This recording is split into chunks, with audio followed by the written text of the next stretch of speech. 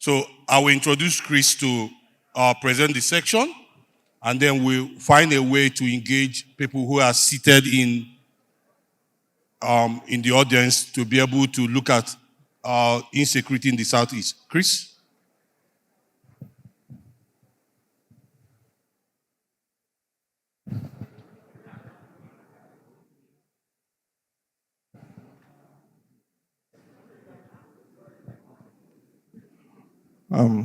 Good evening, distinguished ladies and gentlemen. Good evening. I recognize that the time is fast spent, so I will keep this as brief and as concise as possible. I've been asked to speak on securing the Southeast. So I want to start by laying out maybe two fundamental principles that will guide our conversation going forward.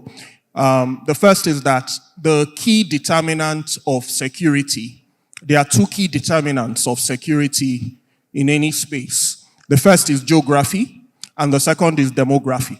So when we talk about the Southeast, and as many people have alluded to before I came up, the Southeast has a very small landmass. Of all the zones, it is the smallest. It's 29,400 square kilometers. To put that in perspective, Plateau State is larger than the Southeast. So it makes the Southeast very small. It makes it very compact.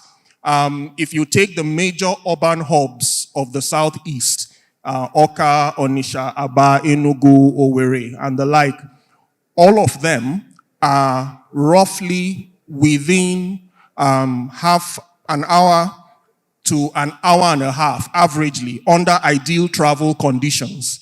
So it means that you have our urban hubs that are situated in a very compact corridor. Now, this has implications for security. The first is that because it's a small landmass, security shocks can travel very quickly from one point to the other. And it's not just because it is a small landmass, it combines the relatively small size of its landmass with one of the highest levels of population density in the country. So this means that when you have a disruption somewhere else, say in Aba or Okigwe or Owerri, it can travel across the zone very quickly. This applies to unrest, it applies to contagion, it applies to fear, it applies to panic, it applies to disinformation, it applies to really any kind of disruptive shock that you can think of. Now, the second determinant of security, other than geography, is demography, just demography itself. And by that, we're talking about the constituents of the zone. The zone, by some estimates, has between 25 to 30 million people. Majority of whom are young, within that very critical band of between 15 and 30 years of age. Now, the main thing in addressing security, because this is a conversation about security, and I think the main principle I want to promote here is that when we talk about securing the Southeast, this is not in the main something that will be solved with simply armaments and firepower. In other words, it will not be solved simply by kinetic resources. It will be solved by a combination of both kinetic measures and non-kinetic measures. So in the course of my discussion, you will hear me reference things that may not, at first glance, seem like security-related issues or measures. Okay, I thought we would have this projected, but it's fine. I can go on. Now, as I said earlier, because it's a small landmass, economic shocks travel faster. Security shocks travel faster within the landmass. When we talk about the security situation in the Southeast, we must talk about proximate and root causes, of which there are a number. One of the most significant is that you have high levels of youth unemployment, especially among young males. The second is that the zone bears the burden of history. Obviously, the civil war was fought almost in entirety in this zone. There remains lingering resentment, grievances, separatist narratives that are often exploited by non-state actors. And then you have, to an extent, as a result of that, the broken relationship between civilian communities and security actors. The relationship is really, really very poor. And we've seen that both in the form of either hostile policing or over-policing of the zone in recent years. Flowing from that, you have human rights violations by both formal state actors in the security space as well as informal state actors in the security space. These are the things that contribute to the feeling of resentment, the feeling of alienation, especially that young people, young males particularly, feel. And then I think lastly, the Southeast is home to many, many micro enterprises. This is a region of shopkeepers, entrepreneurs, industrialists, and the like. However, because they tend to be small in scale, they are also very vulnerable to economic shocks, and their status is somewhat precarious, which means that at any given time, a severe disruption, a severe economic disruption would throw many people out of employment into poverty. Now, when we speak of the security environment, we are talking about hybrid threats. The Southeast security environment is characterized by hybrid threats. So by that, we mean that you're not looking necessarily at just one issue, such as insurgency or terrorism.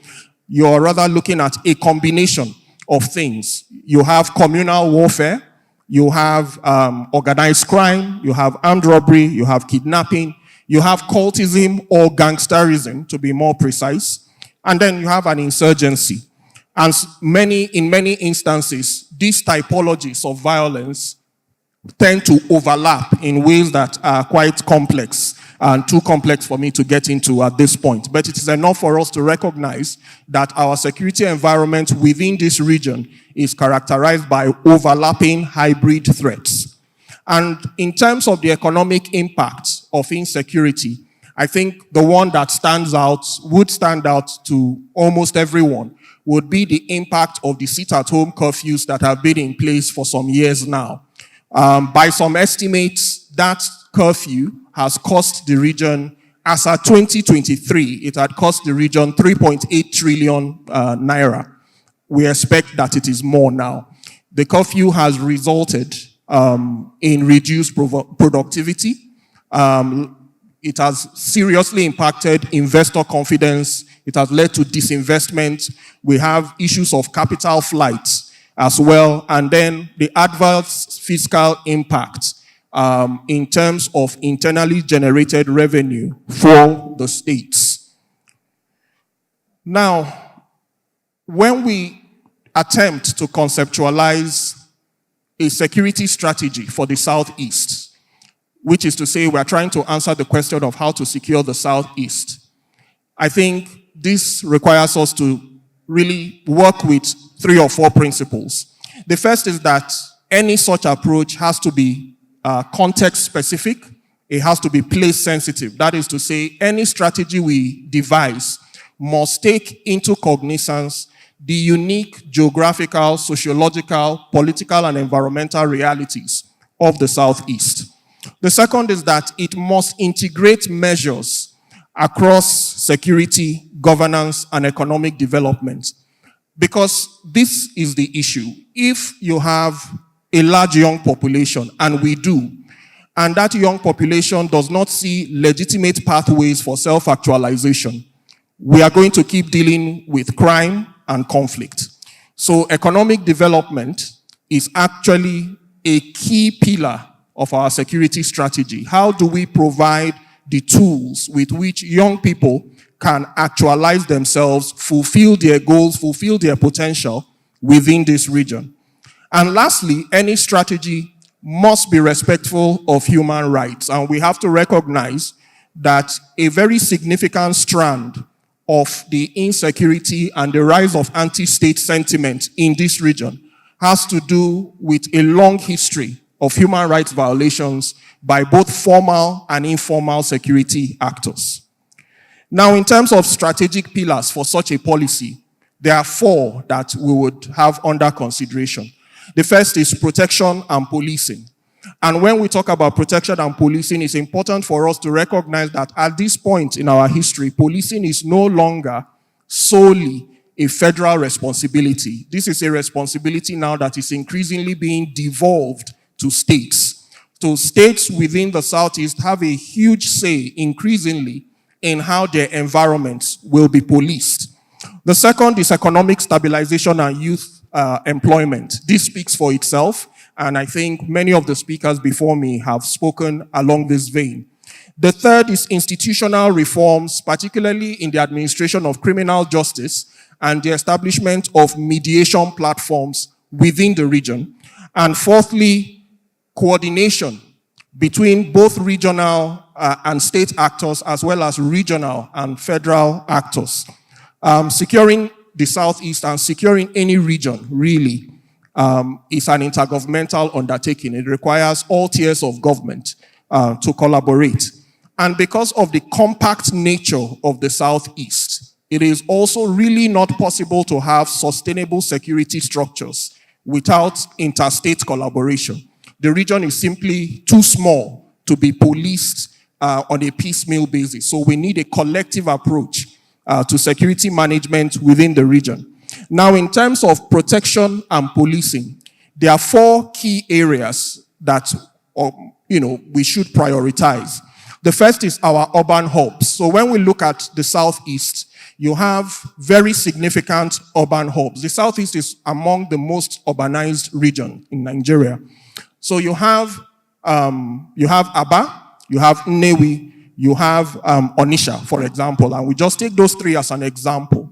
These are areas where you have huge concentrations of businesses, enterprises, industries. And a strategy to secure the Southeast must prioritize securing these places where livelihoods are being produced on a very huge scale. So we must think in terms of securing the key urban areas within our zone. And technology is one way of doing this. We have different options at our disposal. And whether we are talking about closed-circuit TV, camera surveillance, whether we are talking about drone coverage, whether we are talking about using GIS systems, geographic information systems, to map urban areas and also map land ownership, digitize the land registry so that we know who owns land. And it becomes it becomes easier to connect individuals or communities directly to the property that they own on land. The second is our forests. At this moment, there are a number of gangs that have essentially taken over forests within the region. This is not something that is peculiar to the Southeast. You will find across the country that gangs are increasingly or have increasingly seized control of forested areas. And it has led the federal government to establish a program, the Forest Guard program, in collaboration with states, as its the first prong of its strategy to reclaim control of forested areas, conservation areas, and the likes. In the Southeast, we have a similar issue, and so forests must be a point for policing and protection for us. It should be one of the priorities and one of the objectives of community policing. Thirdly, trade and transport corridors. This is hugely important. The Southeast is Nigeria's natural, commercial, and industrial hub, but it cannot sustain this or scale it up or optimize it if the trade and transport corridors that connect it either to the Middle Belt or to the north or even beyond the country to the Niger Delta or to West and Central Africa have been compromised by crime, by the presence of hostile non-state actors. So the corridor security for trade and transport corridors is hugely important. Finally, we have to secure economic lifelines.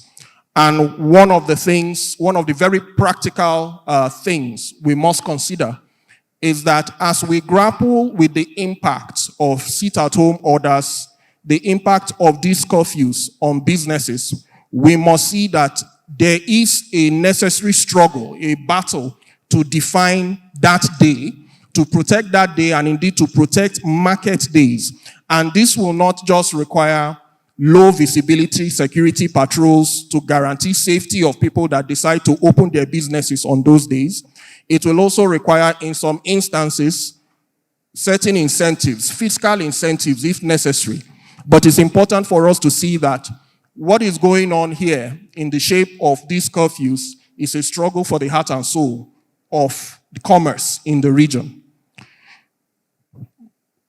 Secondly, we have the business of economic stabilization and youth unemployment. I think really this speaks for itself, and I think that some of the speakers before me have already spoken to this. But one of the low-hanging fruits in this regard is being able to employ direct labor in huge projects of public works within key local government areas that can absorb young people.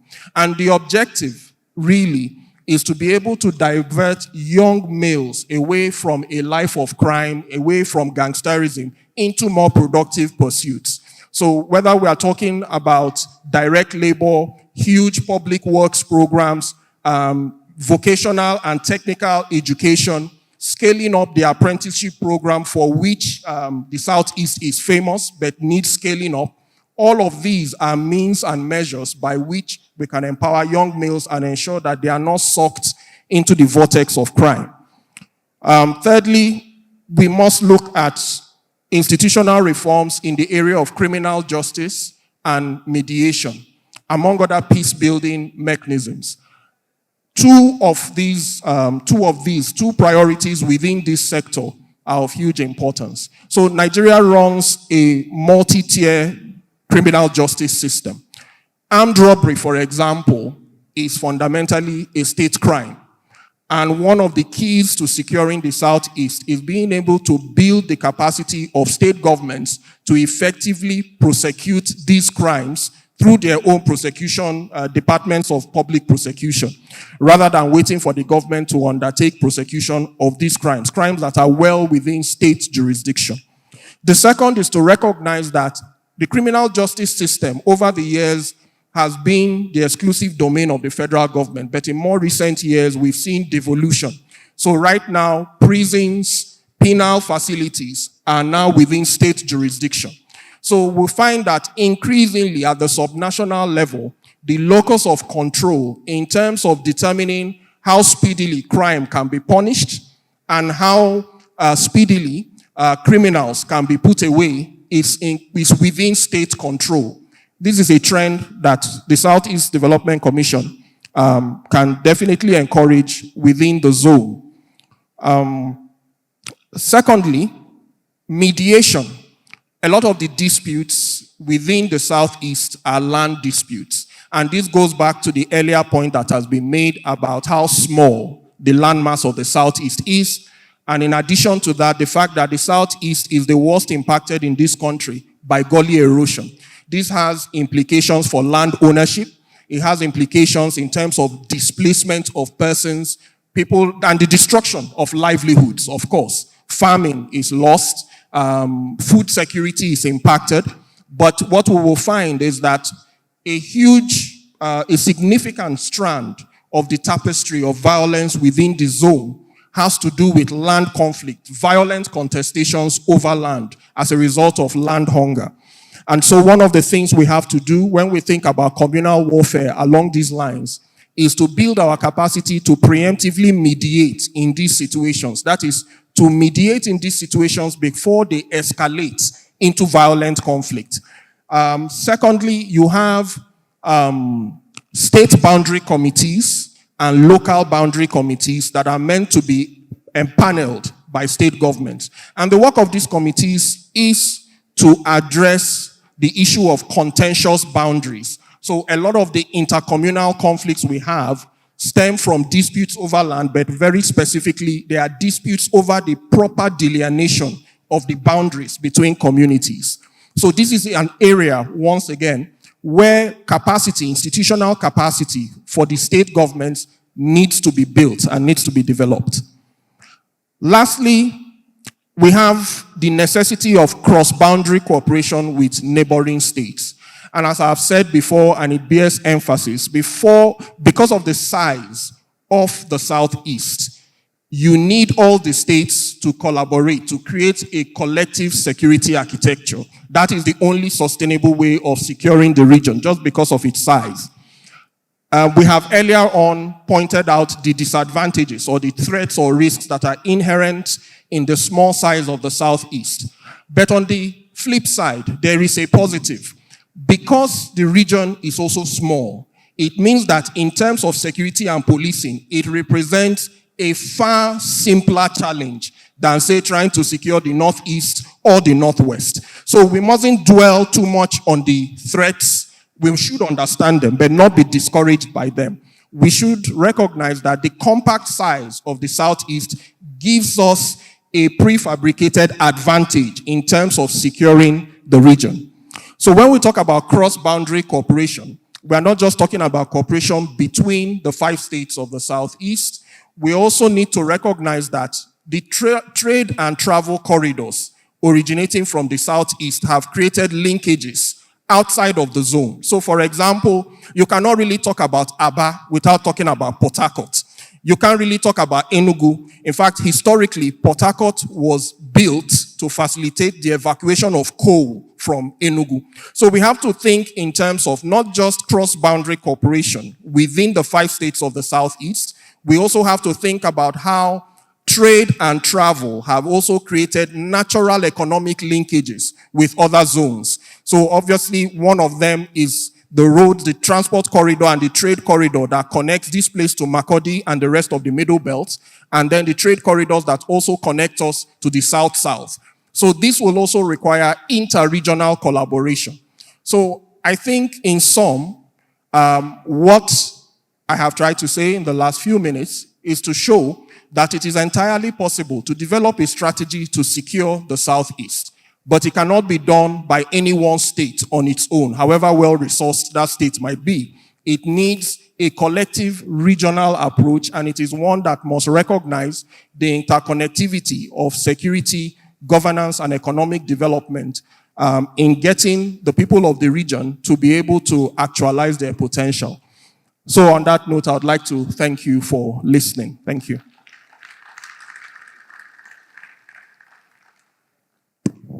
Thank you, Chris. So before we quickly go into the moderated session, I want to say that this is a discussion that might likely will not be value-free and will not be emotion-free. You can exercise those emotions, but within the confines of what we can understand.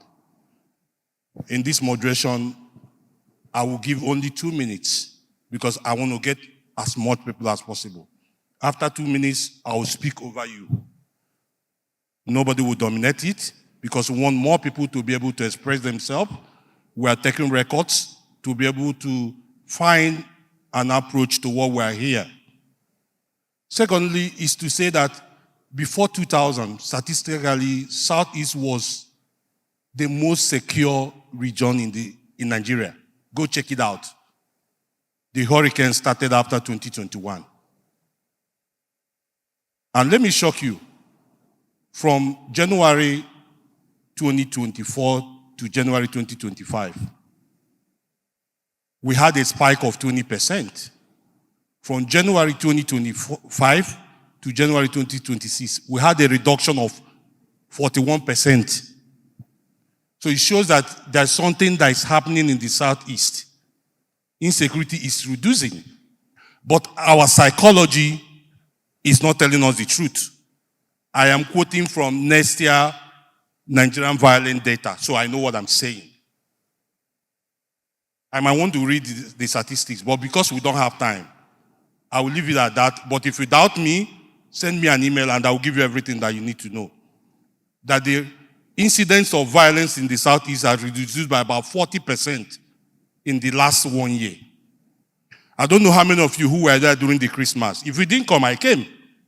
I was in my village. I was in Orumba. I was in Mbise. I was in Aba. I was in Omahia. I was in Ebonyi. Of course, I was in Enugu. I felt like somebody who was in Las Vegas because there were activities. But our psychology is something we need to deal with.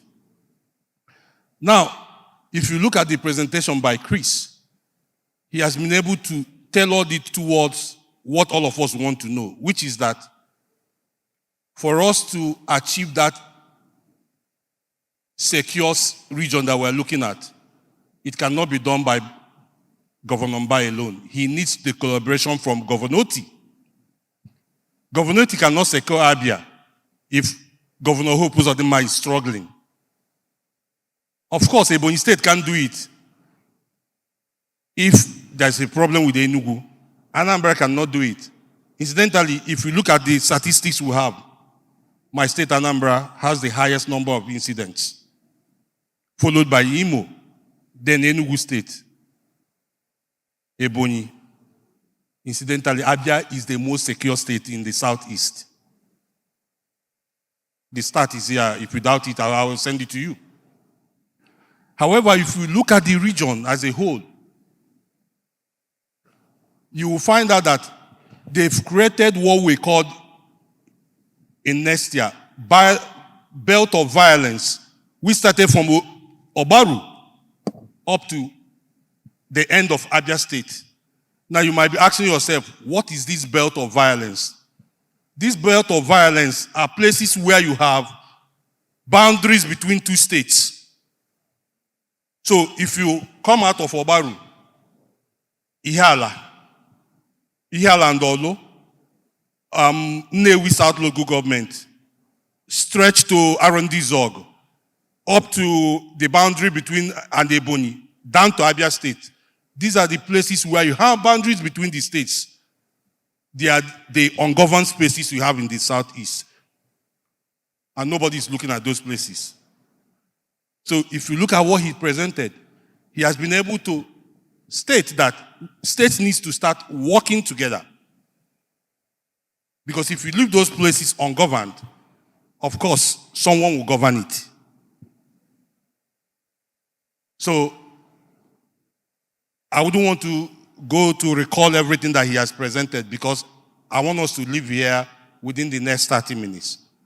So the floor is open. If you raise your hand, I will give you the mic, or somebody will give you the mic. You either make a contribution or you ask a question.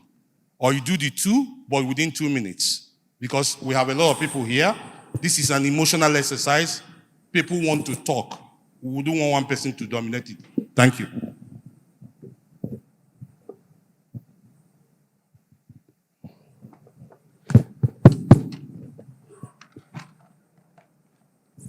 Thank you, Mr. Moderator. My name is Professor Otu Akanu Otu. I am the Dean, Faculty of Management Sciences, Alex Ekweme Federal University, Ebonyi State. I thank the last speaker for his contributions and the lectures he gave to us. But then, I want to say that it will not do us any good here for us to speak so much grammar and go home without hitting the nail at the head. So we are talking about insecurity. And we need to understand and know what is the major thing that is constituting insecurity contemporarily in the Southeast. We need to address it. Though the speaker mentioned it in passing, just like a splash on the pan, but I would want to draw his attention to it. Monday, sit at home. That is one of the contemporary insecurity situations in the Southeast.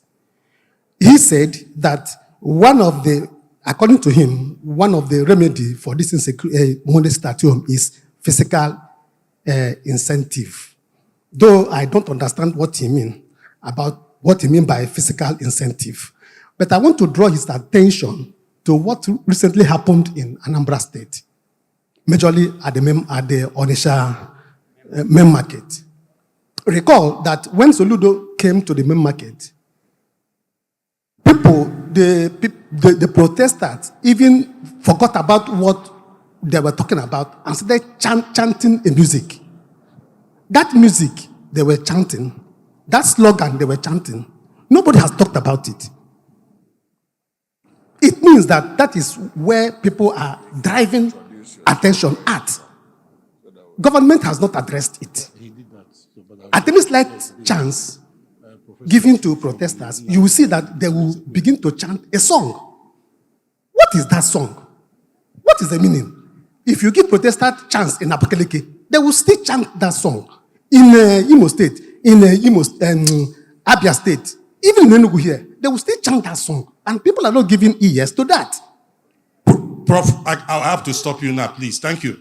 I'm not done. Please. I said nobody will dominate, please. I gave you 5 minutes. I was watching. Please, next person. We're done with your preamble, sir. I think we had you. Please, 2 minutes. This is an emotional exercise. I don't want one person to dominate it, please.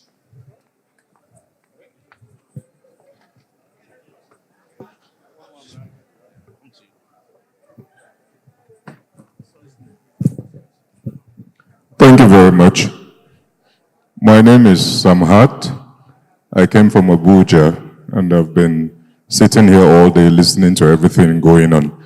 First and foremost, I'd like to commend the Southeast Development Commission for the quality of resource people they have brought here for this exercise. I can confirm that Dr. Wokolo and Chris are the two key people to bring into a room when you are discussing security. So I'm sure that the rapporteurs are listening and they are going to listen to you and put together all your recommendations.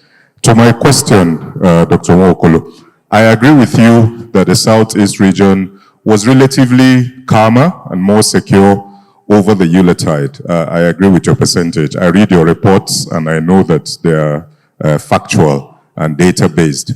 My question is, what were within the bounds of what is allowed to be disclosed publicly, of course, what were the factors that drove that level of security, so to speak, within the region, within this period, so that they are replicable, so that they are scalable, and so that they can be sustained? It was not, a whim, so to speak, or something was done.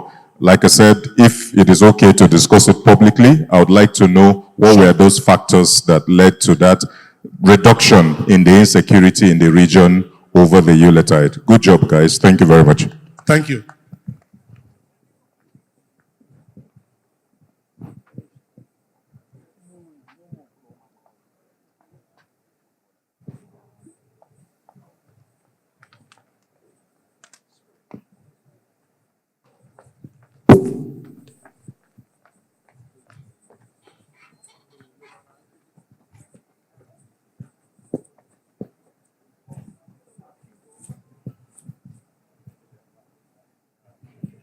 Thank you very much. Thank you so much, sir. Once again, my name is Precious Henry. I'm a person with disability. Thank you so much, SCDC, for organizing this program. Speaking about insecurity, mine is a question and then a contribution. If I listen carefully what Mr. Chris said on his analysis on so far the researches that were conducted, I would like to ask, when we examine carefully, how can we classify the people that were perpetuating this insecurity, or what was really causing this insecurity? Who were those committing or influencing this insecurity? That would be my question. Now, let me come to the contribution. I'm a part of a stakeholder that advocated for National Commission for Persons with Disability. And one of the reasons, or one of the rationales we put on the table then during our ex-president, His Excellency Muhammadu Buhari, was that the main perpetrators of these insecurities were somehow traced to persons with disability. Please, without no prejudice, I know I'm a person with disability. That's my community. But you know, on average, we talk about forest guard, people staying in this forest. These are people that have suffered from one post-traumatic stress or the other and did not undergo any form of rehabilitation. And as such, became so violent. So my contribution will be at Southeast, channel towards developing. We should also think about creating rehabilitation centers to ensure enabling environment to really get these people.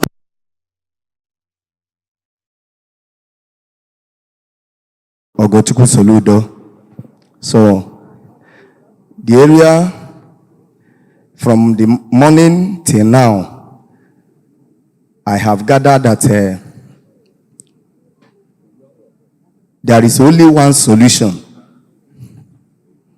that we need to get insecurity and every other thing in order. That thing is nothing but cooperation. Not competition, but cooperation. We are aware as Igbo people, the Ogotuku Soludo says to let each and every one of us understand that through cooperative effort of our people, some of all the challenges we are talking about will disappear. How? If the Igbo will go back to Njiko Kamma, Onyagale one year, Anyuko ma mirono oba ofofo, gidi gidi bubweze. Knowing fully well that our Igbo have this mentality, ni Igbo enweze. Igbo enweze. So if we can draw our people closer in cooperation instead of competition, it will do what? Silenced insecurity, starting from our kindred to our community, local government, to up to our state. Thank you and God bless us. Thank you. Okay, I'm coming over.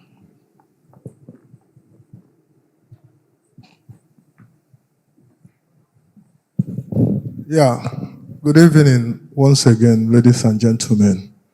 I remain my humble self, Comrade Dr. Henry Atigwe, the Vice President, National Youth Council of Nigeria.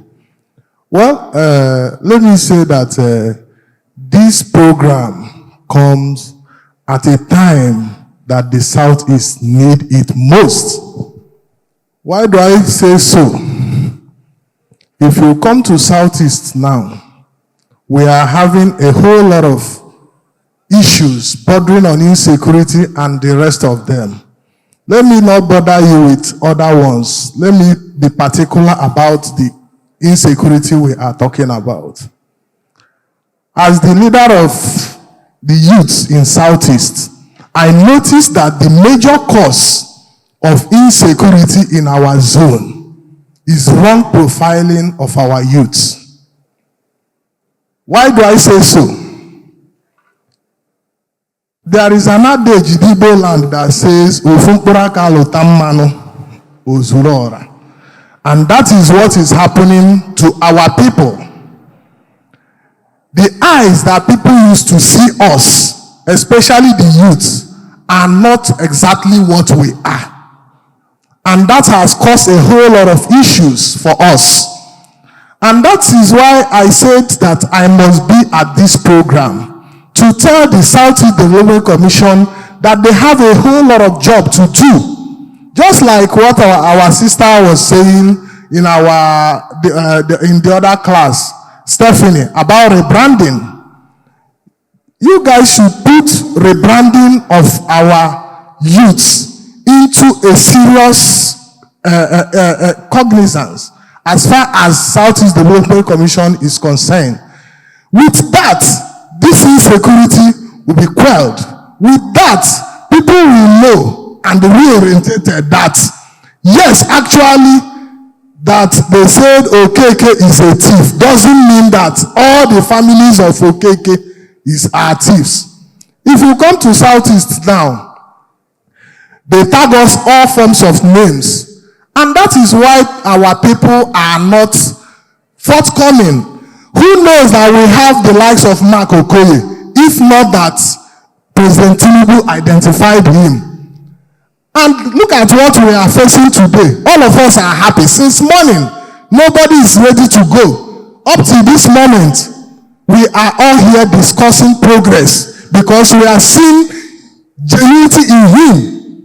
But in our zone, everybody believes that the youths are criminals. And that is why wherever our youth pass, they will say we are drug barons, we are drug peddlers, we are IPOB leaders, we are shooting people, we are ESN, and a whole lot of us. So what I'm trying to say is that we should embrace rebranding of our youths. I have a program about it, which fine. I believe that's fine. We will discuss more about it. Thank you. That's fine. Thank you.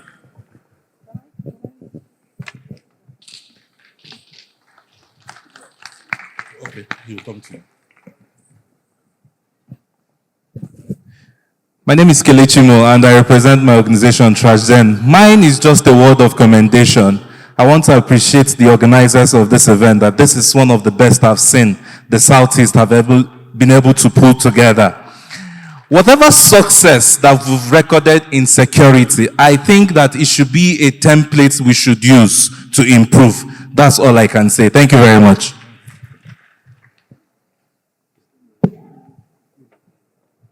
Okay, all right.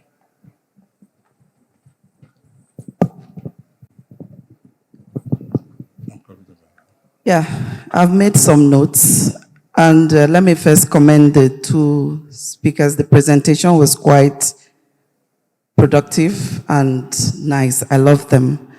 I want to first appreciate the framing, the fact that insecurity is here, framed not just as insecurity, but as an economic issue. And that brings clarity, you know, of the 4 strategic pillars that has been railed out. But one point that I like to add, it's not that it's a missing point there, is that the Southeast insecurity is also, you know, sustained by deep trust deficit. And I think that needed to be brought to the fore between communities and institutions. So, and this has also shaped, you know, it's also shaped by some historical grievances and our lived experience as Southeasterners. So we can't really discuss insecurity in the region and leave this very important aspect out of it. So, and this really affects our people and how we respond to policing, how we respond to justice processes, and even economic stabilization in our zone. So when you see police being dealt with and all that, we're coming from somewhere, and that needed to be addressed. Then finally, my question is, as these 4 pillars that I've noted that he read out, how these 4 pillars are operationalized, right? What deliberate mechanism are being considered to build social legitimacy, community trust, and local ownership, so that, you know, protection of our institutional reforms and regional coordination, because I think that coordination is really, really missing. Not only technically sound, but also, you know, trusted and effective on the ground, not outside the Southeast, but on the ground, because there are certain historical imbalances that our people are, arguing about, they need to be listened to. And we can't discuss insecurity in this region without addressing those. My name is Mary Koku.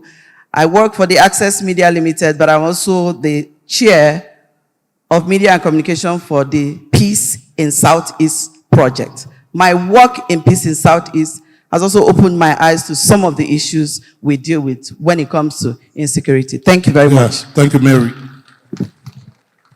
Over this side.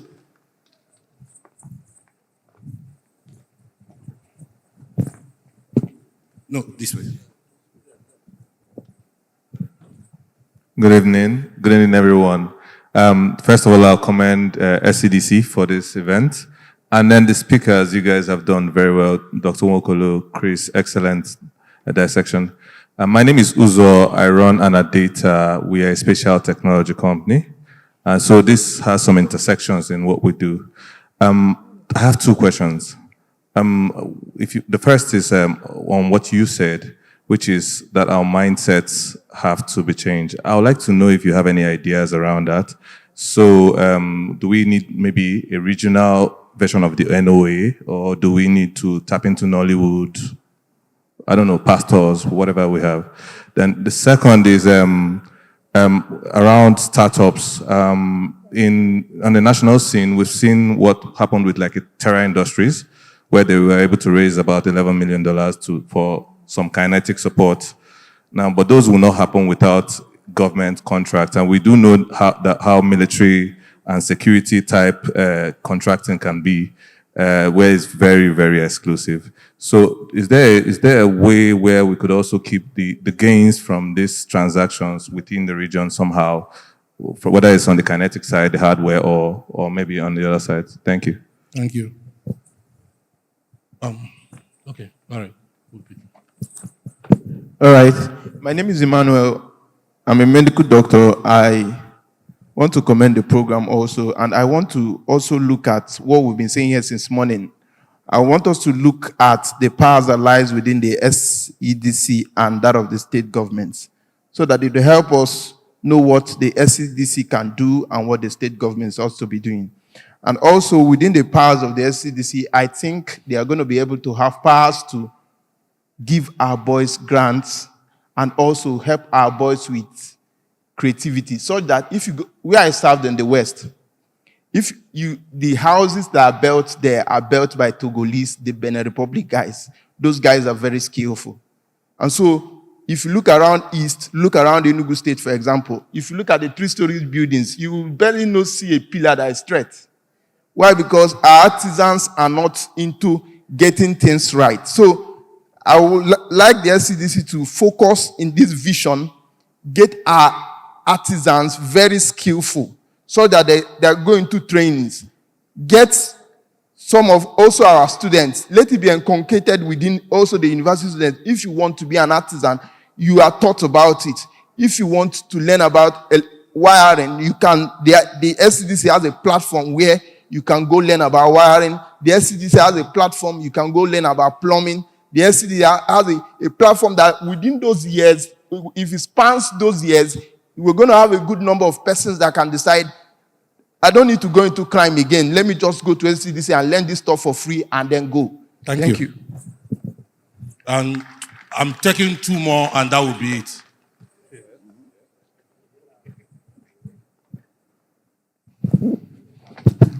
Good evening. My name is Tabo Okeke, and I'm not the Okeke that the chief was talking about, not the criminally minded one. I have a question, and I also have, an issue that I wanted to bring up. We were talking about how the Southeast was very safe and very peaceful. I find out that there is a lack of coordinated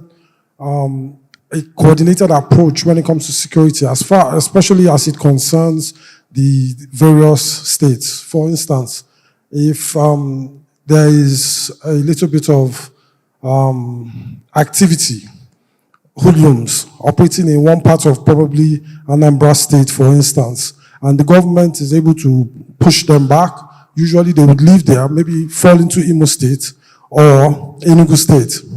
And then the Enugu State government has to do his own part, push them out, maybe they go to Arabonyi, and the cycle continues to go on.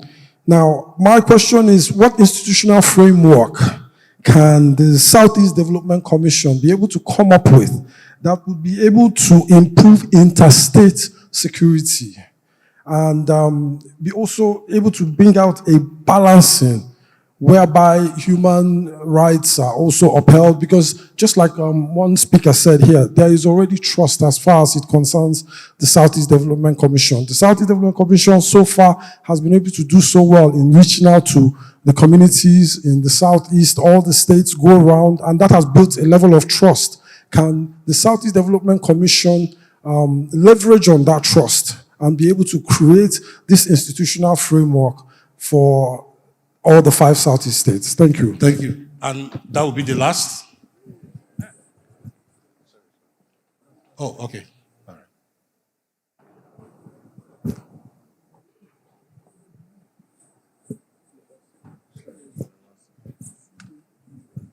Yeah, good evening all. My name is Prince Ikechukwu. I want to contribute on this issue of insecurity in the Southeast with a practical example. My late grandfather was the Igwe of my town. He ruled from 2001 to 2010. Ojiamokwe is an autonomous community in Udi, local government area. There was something he did, even as a little boy, I noticed it, because we've talked about security. Nobody's talking about how we can be able to get the Igwes, okay, the traditional rulers, the PGs. Majority of all these crimes happen within forests or that have boundaries with communities. These criminals don't fall from the sky. They camp in forest. That forest is under a local government. That local government has an autonomous community. That community has an Igwe or a PG in charge. So my grandfather was, for example, he was in very good terms with the local DPO, the DPO of the nearest police station, Udi. He used to come over to our house for lunch then and other things. So I noticed something. The governors and the stakeholders in security, they are not really emphasizing on the role of traditional rulers and PG. These people are the first contact point with the people, the local people. Because talking about issue of trust is when the Igwe knows how many people are in his community and, informants about what's happening. You can see people trusting him. Oh, Igwe, see, there is something happening in the forest nearby here. Oh, PG, see, you can tell Igwe, I noticed some strange movement in the bush here. But when you don't involve the traditional rulers and the PGs, to me, it's building castles in the air. So I want to see a time when governors and stakeholders would buy drones, for example, and donate it to communities. Okay, Igwe, take this drone, teach your local boys how to operate it, and fly over this particular area. Get back to the state government. It's not about buying drones and keeping it in government house. No, it's not enough. Buy drones, give it to the PGs, the Igwes. These are the people that are closest to the people in the communities. I think that will go a long way. By the time hoodlums know they're not safe in any community bush, it will go a long way in curbing down the insecurity. Thank you very much. Thank you.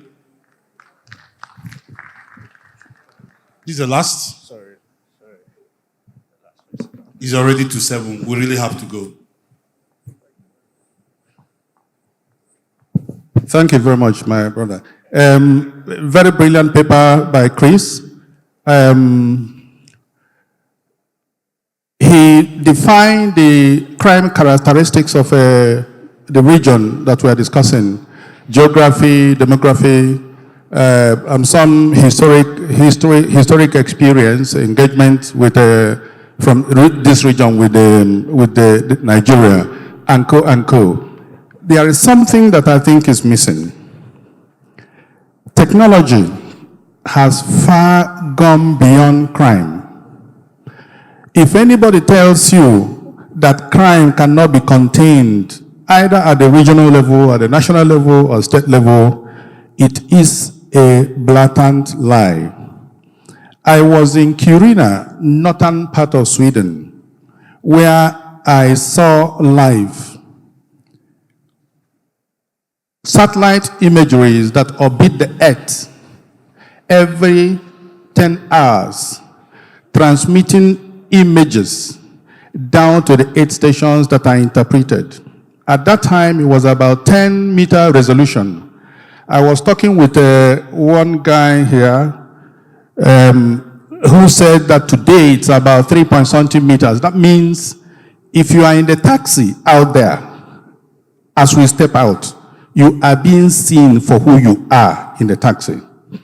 The technology has also included ultrasound facility, meaning if the regional governments can pool resources together and subscribe to satellite images and create interpretation aid stations, even a heartbeat of someone that is hiding in the forest, the technology can pick it and then zoom and you are there live.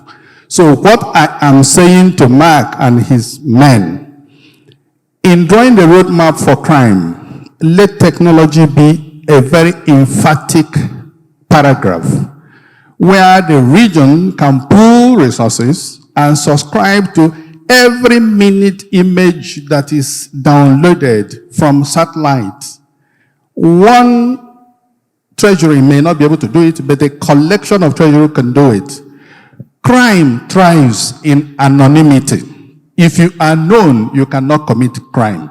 Thank you. Thank you. They said they want to know you.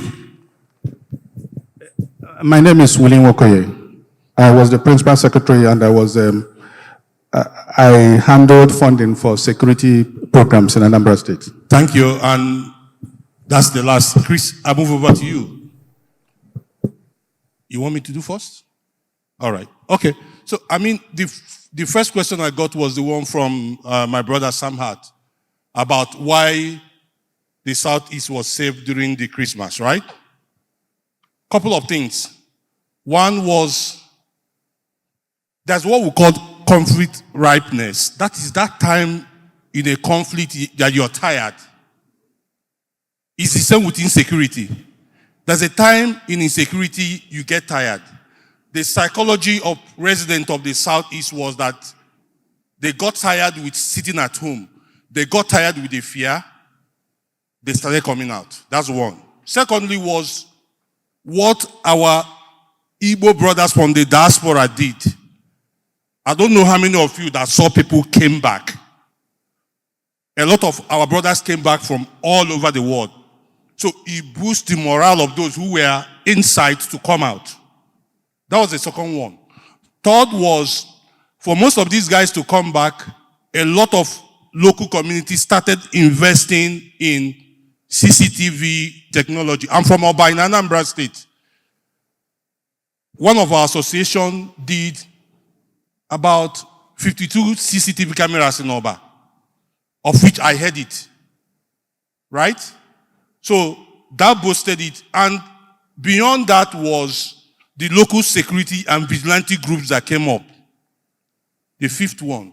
And then, this may not have evolved now, but the last 1 year shows that even though we think the economy has gone bad, there was a lot of improvement somehow, especially with regards to people who we think are below the poverty line.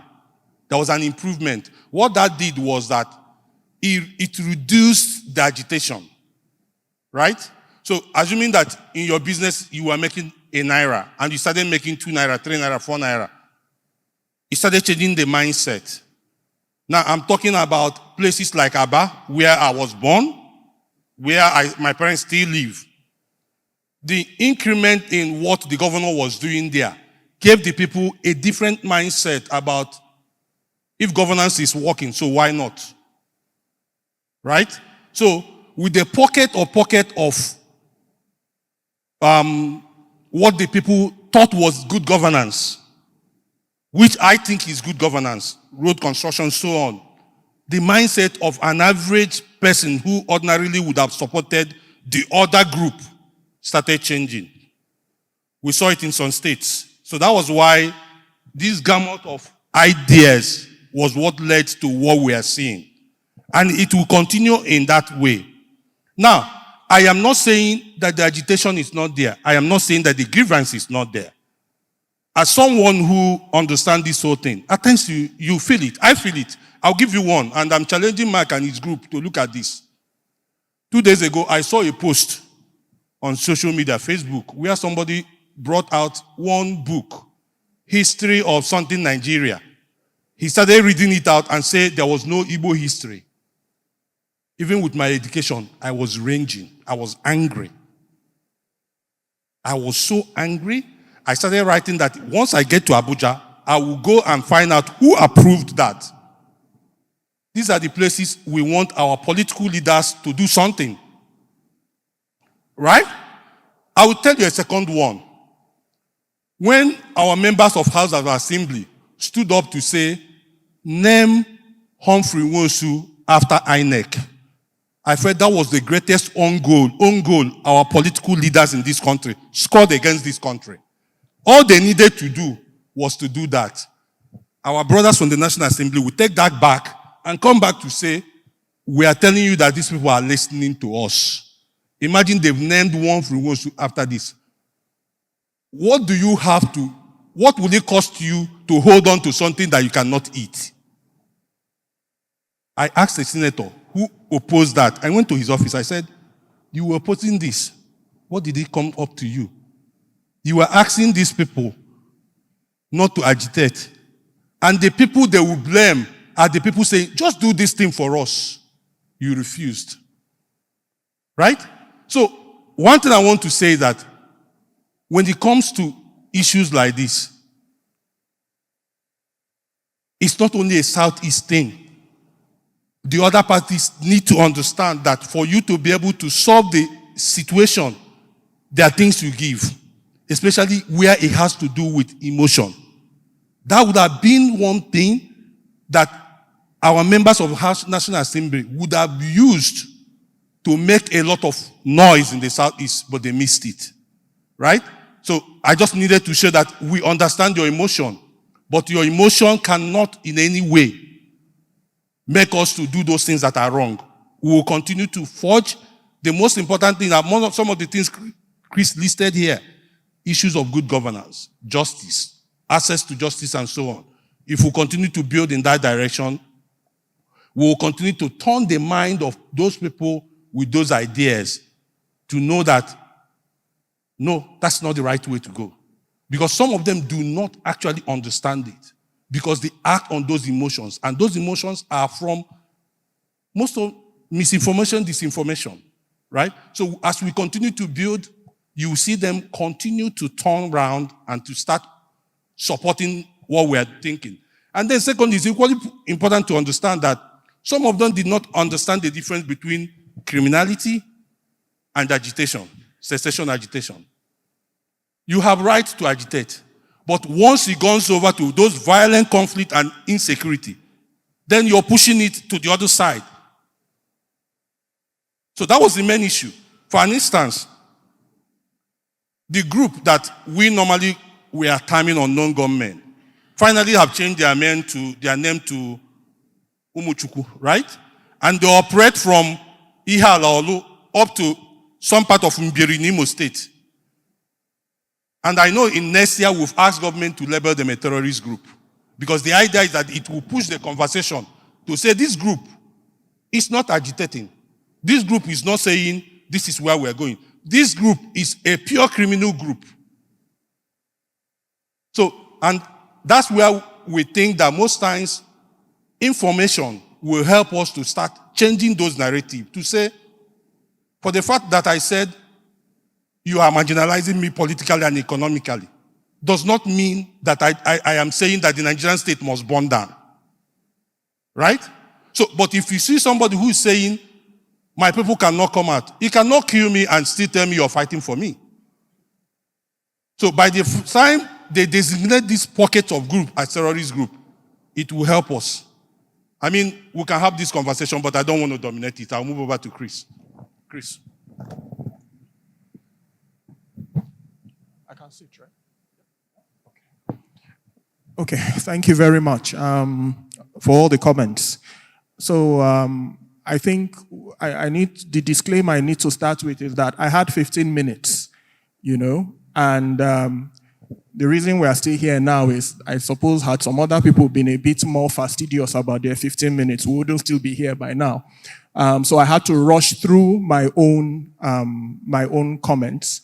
So I will try and address all the questions, the questions that have come up. There was a lady that asked, how would I characterize the perpetrators of the violence? In the presentation, we talked about hybrid threats. It's not one thing. is overlapping things. So you have gangs, you have separatist terrorists, you have cultists, you have organized crime, and all of that. It's not just one thing. And I think the challenge of doing conversations like this is because you're trying to deal with complex and nuanced issues, you can't really do too much in 15 minutes. And one of the things we must avoid, and certainly something we owe ourselves, is to reject simplistic conclusions and simplistic definitions. If someone says, okay, what is the issue in the Southeast? And you expect to hear something about IPOB and Elohim and, whatever they call themselves. Yes, there is that, but you're dealing with something that is complex. So it has multiple elements, and we owe it to ourselves to be able to see the big picture and how all those elements interact. That's why I said it's a hybrid environment. It's a security environment characterized by hybrid threats. There was a gentleman that talked about the wrong profiling of youth. And I do agree with this, that there is an issue, and this is also part of the problem we have with civil security relations in general, and how security actors profile young people.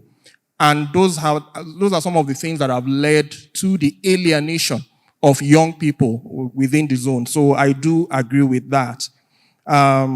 Mary, yes, Mary, I don't really have any disagreement with you.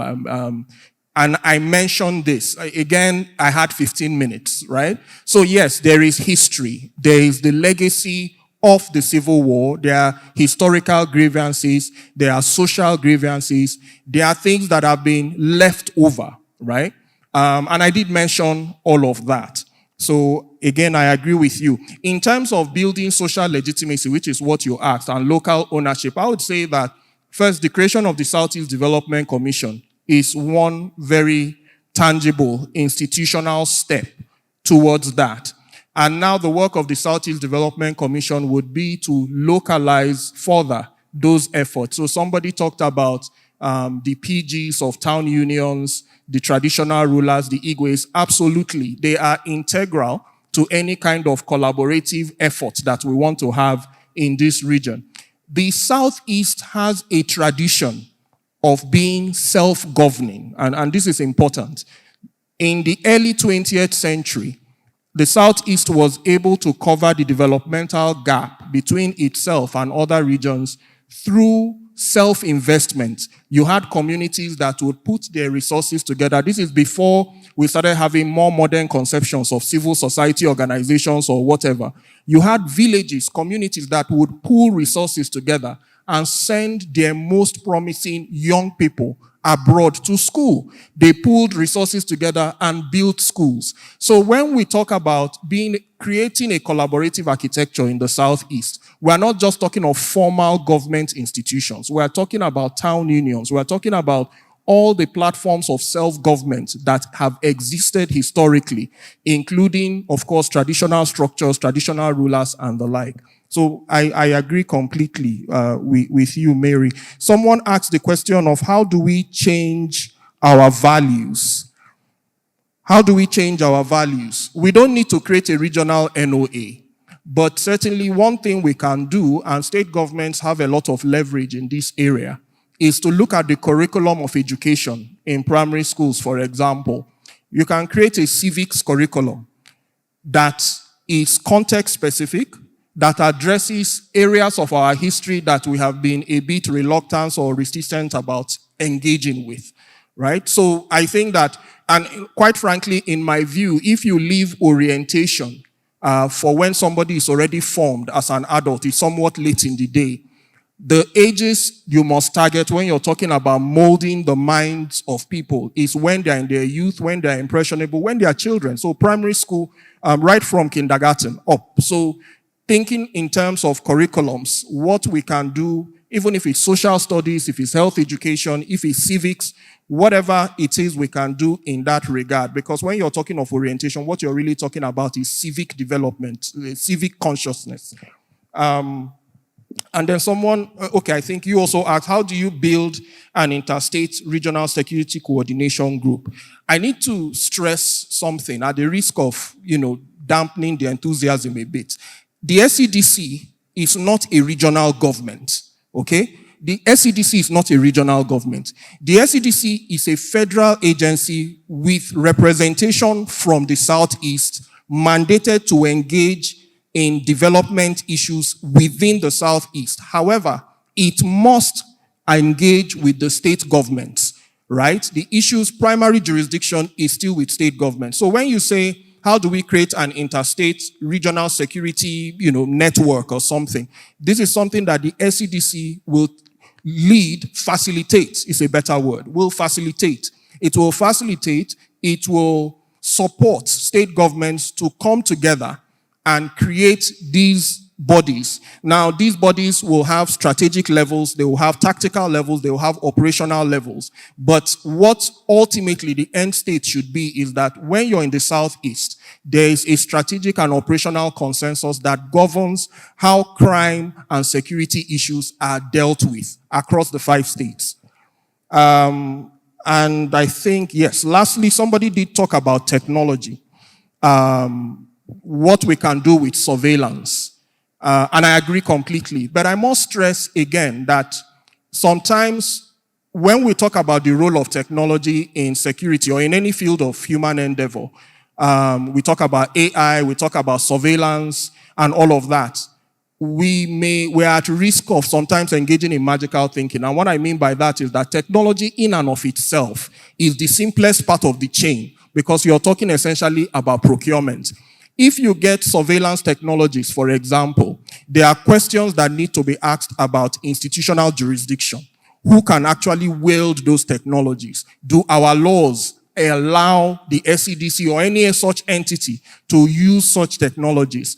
Who will do the training for them? I mean, state governments that have to work with federal security agencies deal with this kind of dilemma all the time. The state governments want to secure their states, but they have to deal with primarily federal security agencies. So sometimes you find that a state government has to train federal security agents, but those federal security agents are not bound to remain in those states. They could be rotated out. So how do you deal with the administrative and institutional and legal nuances of those arrangements? So I say all that to say that the technology is the simplest part of things. Where the work of the SEDC will lie will be to help state governments create the frameworks, legal and institutional, that will allow them to optimize such technologies.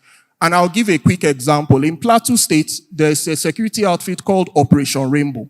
But what is really important is that Operation Rainbow has a control center, a situation room, and it has drone coverage of the entirety of Plateau State, right? Drone coverage of the entirety of Plateau State. No other state has anything like that in Nigeria, right? So there's a, shall we say, use case that we can look at as a model. And then we have to think of other things. Even when you have surveillance, surveillance is one thing, but what about response? Who will organize quick emergency response to an imminent threat? Because seeing it and anticipating it is one thing. So I say all this not to suggest that this is impossible or infeasible, but to say that these are things that require us to think through the layers of institutional, legal, and even political and administrative ramifications of engaging such systems. Yeah, I think that's about it. I think my last word on this is, Undo started by saying that this is an emotive conversation to have. I agree. And what I would like to say in closing is that the challenge for the Southeast and the challenge for a new generation of leaders that will emerge in the zone is to depart from the tired approach that often favored the rhetoric and politics of victimhood. This is a time for high agency people. There are changes going on within our political, constitutional, and legal architecture that are putting more and more control in the hands of local communities, in the hands of subnationals, in the hands of states. So this is not a time for helplessness. And I think, as Professor Ikechukwu said in the morning, Being angry is one thing, but anger is not a strategy, right? So it is all right to be angry and it's all right to be discontent, but let's take that energy and channel it into strategic thinking in solving these problems. Thank you. Thank you, Chris. Before we quickly conclude, there was a question we didn't address, which is on institutional platforms that the Southeast Development Commission can cash in on. I know you're working, the Region Commission is already working with UNDP, but yes, we know that the international aid money is drying up, but who says they are not still there? There are pockets of them, right? Incidentally, my firm next year, we've been working with FCDO on the spring program. It was only for Northwest and North Central. Last week, I know how I've been pushing to have Southeast inside it. Now, what I'm challenging the board is to look at how you know about the programs even before they are being designed. You don't come when they are already been designed. You're not going to get a place there. If Sam Hart sitting here, I told him that most of this program, most of the people sitting at the head of it are from this region. But they cannot influence anything if those programs are already designed. So you reach out to EU, you know what post do they have for Nigeria? And you're asking your question. Because our region is a bit very small, go as a region, don't go as a state. I'm talking from a practical experience. Go as a region. Ask for those technical assistance that you need for your region. The money is there. But you need to ask. Right? Let me speak Igbo here. You don't keep your cup and expect wine to be given to you. You have to bring out your cup.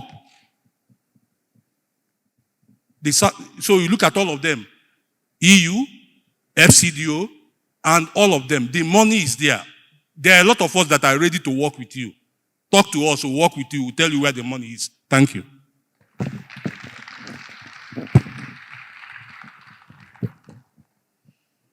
Because he's about to tell us where the money is, let's double the round of applause, please.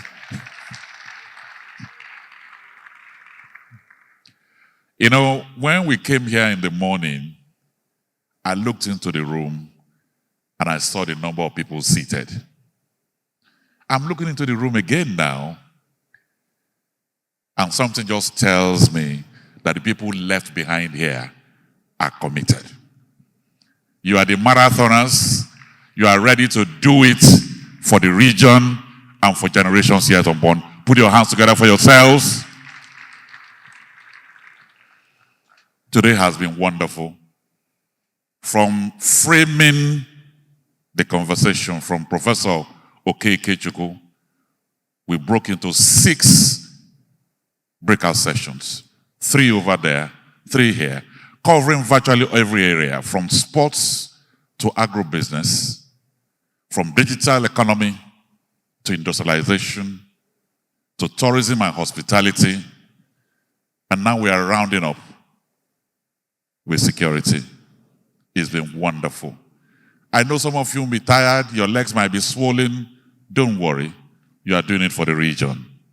I thank all of you from my heart for your commitment, your energy, and your patience. I saw some people here around 8 a.m. this morning, and you are still here. The number of hours you have spent sitting down, somebody will have been in London, made some cup of tea, and taken some biscuits. I thank you all. Let's do it again tomorrow, 9 a.m. Let's be seated. God bless you, and good night.